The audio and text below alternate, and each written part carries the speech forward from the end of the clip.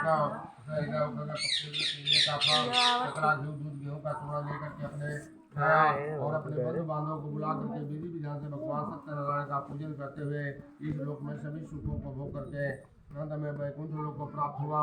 श्री स्कंद पुराणे रेवा खंडे सोनक संवादे श्री सत्यनारायण व्रत कथा जी की अध्याय। एक बार बोलिए श्री सत्यनारायण भगवान की।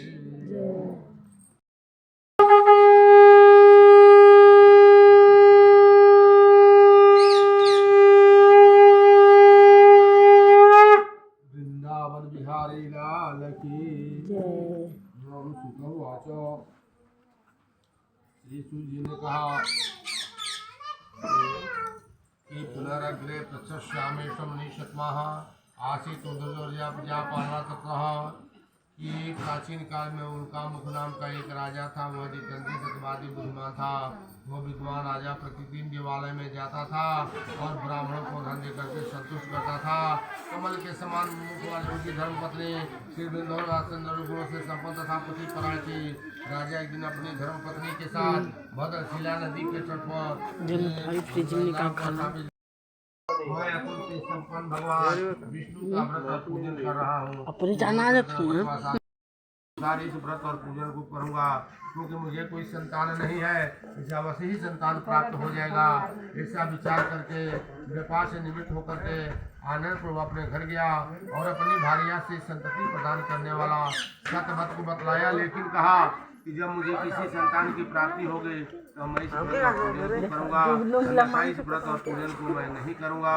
ये कश्मीर तस्या भार्या लीलावती सती। एक दिन उनकी 10वें महीने में उसे कन्या रत्न उत्पत्ति हुई और शुक्ल पक्ष के चंद्रमा की भांति प्रतिदिन बढ़ने लगी। इस कन्या का कलावती नाम रखा गया। एक दिन लीलावती ने अपने स्वामी से मधुर वाणी में बोले कि आपने पूर्व में संकल्प किया है कि मैं श्री सत्यनारायण के व्रत और पूजन को करूंगा, तो क्यों नहीं कर रहे हैं? साधु वाचो। साधु कह रहा है कि विवाह समय श्यामी समय व्रत हे प्रिय, इसके विवाह के समय इस व्रत और पूजन को करूंगा। इस प्रकार अपनी पत्नी को समझा करके व्यापार करने के लिए नगर की ओर चला गया। इधर कन्या कलावती पिता के घर में बढ़ने लगी। धर्मज्ञ साधु ने नगर में सखियों के साथ मिला करती हुई कन्या को विवाह योग्य देख करके आपस में मंत्रणा करके कन्या के लिए शेष वर का आवेदन करो ऐसा दूत से कहकर के उन्हें भेज दिया। उनकी आज्ञा प्राप्त करके दूत कांचन नामक नगर में गया और वहाँ से बड़े पुत्रों को सुंदर और गुणों से संपन्न देख करके अपने जाति के लोगों तथा बंधु बांधवों के साथ संतुष्ट होकर के विधि विधान से कन्या का दान कर दिया। ततो भागवासा तेन विस्मय भटमुत्तम विवाह समय तस्या तेन रोष्टो भक्त प्रभो। उस समय वो साधु दुर्भाग्यवश भगवान का उस उत्तम व्रत को भूल गया और पूर्व में संकल्प के अनुसार विवाह के समय व्रत न करने के कारण भगवान उस पर रुष्ट हो गए। उस समय के व्यवचार काल की प्रेरणा से अपने दामाद के साथ व्यापार करने के लिए समुद्र के समीप स्थित रत्नसापुर नामक नगर में गया और अपने दामाद के साथ वहाँ व्यापार करने लगा। एक कश्मीर दूसरा गया धर्मादास अपने पीछे दौड़ते हुए दूतों को देख करके वहीं बैठ गए और राजा के दूर वहाँ आगे जाओ साधु बैठा था। राजा के धन को देख करके दोनों बड़े पुत्र को बांध कर ले गए और हर्षपूर्वक दौड़ते हुए राजा से बोले कि और भूख प्यास से दुखी होकर के मन की चिंता में दर दर घूमने लगी। कलावती कन्या भी प्रतिदिन इधर उधर घूमने लगी। एक दिन क्षुधा से पीड़ित तो कलावती एक ब्राह्मण के घर में जाकर देख रही है कि वहाँ श्री सत्यनारायण का व्रत और पूजन हो रहा है। बैठ करके कथा सुनी, वरदान मांगे, प्रसाद ग्रहण करके कुछ रात होने पर घर आई। माता कलावती कन्या कथ्यामा प्रेमतः पुत्री रातो स्था पुत्र किमते मुसीबत थे। माता लीलावती ने कन्या कलावती से प्रेम पूर्वक पूछे कि पुत्री रात में तू कहाँ रुक गई थी, तुम्हारे मन में क्या है? कन्या कलावती ने तुरंत माता से कहा कि माते, मैंने एक ब्राह्मण के घर में मनोज प्रदान करने वाला सत्य व्रत को देखा है। कन्या की इस बात को सुन बड़ी की भाड़िया व्रत करने के लिए तैयार हो गई और प्रसन्न मन से साधु ने बंधु बांधवों के साथ भगवान श्री सत्यनारायण का व्रत और पूजन किया और प्रार्थना की कि भगवान आप हमारे पति जमाता के अपराध की क्षमा करें, वे अपने घर से आ जाए। इसे भगवान सत्यनारायण संतुष्ट हुए। उन्होंने चंद्रकेतु को स्वप्न दिखाया और स्वप्न में कहा कि प्रातःकाल दोनों को छोड़ दो, नहीं तो तुम्हारा सर्वनाश कर दूंगा। एवं भाष्य रजना धन्या गमतो भक्त प्रभु। राजा से स्वप्न में ऐसा कह करके भगवान अंतर ध्यान हो गए। उसके बाद राजा ने अपने सभासदों के सभा के मध्य में बैठ करके अपने स्वप्न लोगों को बताया, कहा कि दोनों दोनों बंदी पुत्रों को श्रीघी मुक्त कर दिया जाए। वह राजा की इसी बात को सुन करके राजपुरुष दोनों महाजन को बंधन मुक्त करके राजा के सामने ला करके विनय पूर्वक बोले कि महाराज बेड़ी बंधन से मुक्त करके दोनों बड़ी तुरंत ला गए हैं। इसके बाद दोनों चंद्र केतु को प्रणाम करके अपने पूर्व चांद का स्मरण करते हुए भय विहल हो गए और कुछ न बोल सके।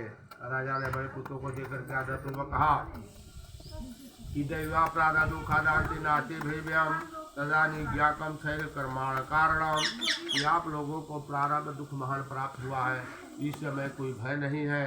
ऐसा कह करके उनकी बेड़ी खुलवा करके कर कर्माणी कराया।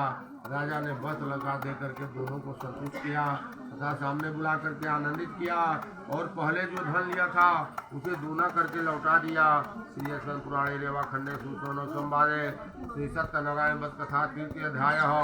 एक बार बोलिए श्री सत्यनारायण भगवान की जय।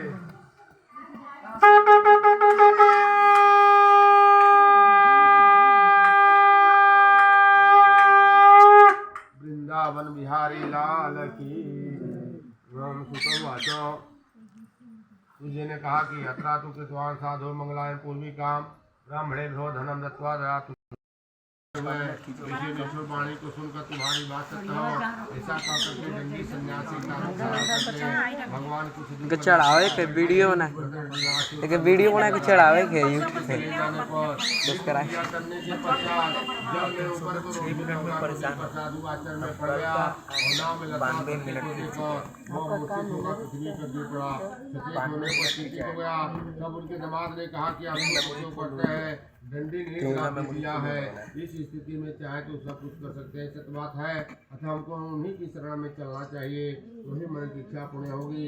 दामाद की इस बात को सुनकर के साधु के पास गया। वहाँ डंडी को देख करके भक्त उन्होंने प्रणाम किया तथा आदर पूर्वक कहने लगा कि आपके सम्मुख मैंने जो कुछ भी कहा है असत्य भाषा रूप अपराध किया है, आप मेरे उस अपराध को क्षमा करें। ऐसा कह करके बारम्बार प्रणाम करके महान हो गया। मारो जिसको कम पूजा वही मुखा। डंडी ने उसे रोता हुआ देख करके कहा संतुष्ट हो गया और विधि विधान से भगवान सत्यनारायण का पूजन करते हुए इस लोक में सुख भोग करके अंत में वैकुंठ लोक को प्राप्त हुआ। श्री पुराणे रेवा खंडे सुशोनक संवादे श्री सत्यनारायण बत कथा चतुर्थ अध्याय हो। एक बार बोलिए श्री सत्यनारायण भगवान की जय।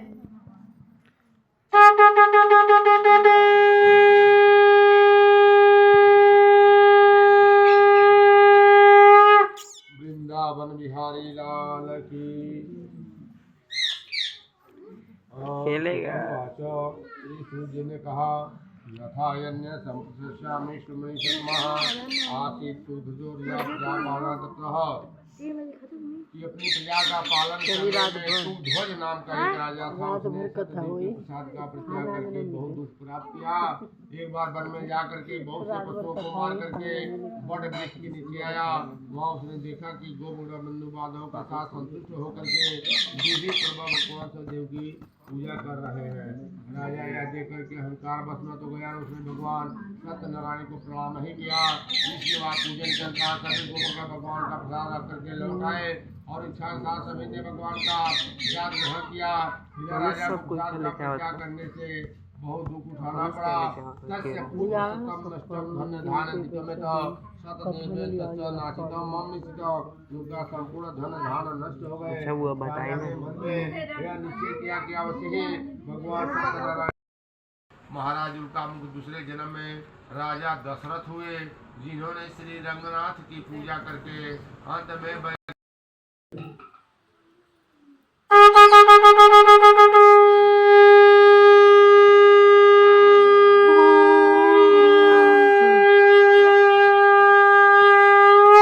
पवन सुत हनुमान की।